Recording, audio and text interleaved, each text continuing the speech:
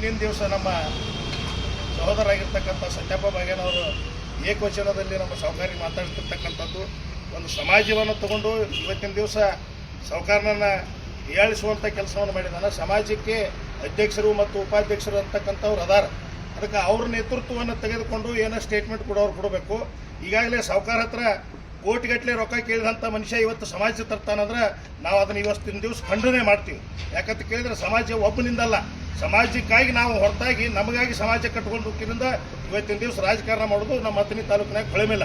ಇವತ್ತಿನ ದಿವಸ ಅವ ಏನೇನು ಮಾಡ್ಯಾನಪ್ಪ ಅಂತ ಕೇಳಿದ್ರೆ ನಮ್ಮ ಬಡಬಗ್ಗರನ್ನ ಎಷ್ಟೋ ಜನರನ್ನ ಹಾಳಿಗೆ ಹೆಚ್ಚಾನ, ಎಷ್ಟೋ ಜನರ ನೌಕರಿ ಹಸ್ತಂತ ರೊಕ್ಕ ತೊಗೊಂಡಾನ, ಎಷ್ಟೋ ಜನರ ಬ್ಯಾಂಕ್ ಆಫೀಸರ್ ಜೋಡಿ ನೌಕರಿ ಹಸ್ತಂತ ಹೇಳಿ ರೊಕ್ಕ ತೊಗೊಂಡ್ಕಿರಿಂದ ಎಷ್ಟೋ ಮಂದಿಗೆ ಹಾಳು ಮಾಡ್ಯಾನ.